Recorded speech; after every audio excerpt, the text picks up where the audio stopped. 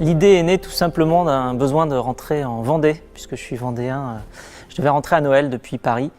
Et puis je m'y suis pris au dernier moment et tous les trains étaient pleins.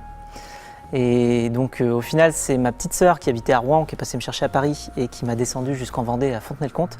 Et je me suis rendu compte sur la route que quasiment toutes les voitures étaient vides et je me suis dit mais c'est pas possible, il devait y avoir plein de passagers comme moi en recherche de solutions de transport et tous les trains étaient pleins et par contre toutes les voitures sont vides. Il y a un réseau de transport latent qui existe, qui sont toutes les voitures vides sur nos routes. Il faut absolument qu'on mette tout ça dans une base de données derrière un moteur de recherche qui nous permette de trouver tous les conducteurs qu'on déplace libres. Parce que voilà, moi j'aurais bien donné 20 ou 30 € à n'importe quel conducteur pour qu'il m'emmène et je pense qu'un conducteur m'aurait accepté pour compenser ses frais d'essence et de péage. Depuis le début du projet, j'ai toujours été celui qui gardait la ligne rouge avec différents partenaires sur le chemin. Donc j'ai gardé la vision, j'ai gardé la volonté de créer ce qu'est BlaBlaCar aujourd'hui. Et sur le chemin, la possibilité de travailler avec différentes personnes a fait qu'on a réussi à construire un projet commun. Donc en fait d'ailleurs je ne crois pas énormément au concept d'entrepreneur solo parce qu'il faut tellement de compétences complémentaires pour pouvoir construire un vrai projet que quand on est tout seul, eh bien, on est vite bloqué.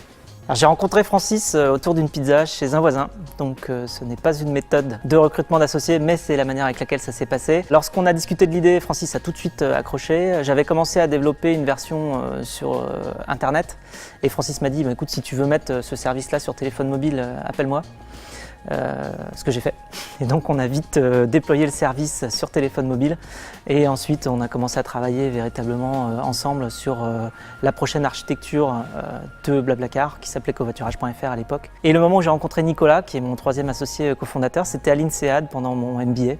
Donc pareil, j'avais déjà lancé le service de covoiturage, mais donc du coup en le présentant, quand j'ai rencontré Nicolas, il a tout de suite accroché aussi, il s'est dit ah c'est une marketplace, c'est du C2C, c'est vraiment potentiellement massif. Voilà, dans tous les pays où il y a des voitures et des téléphones portables, on va pouvoir développer ce nouveau moyen de transport.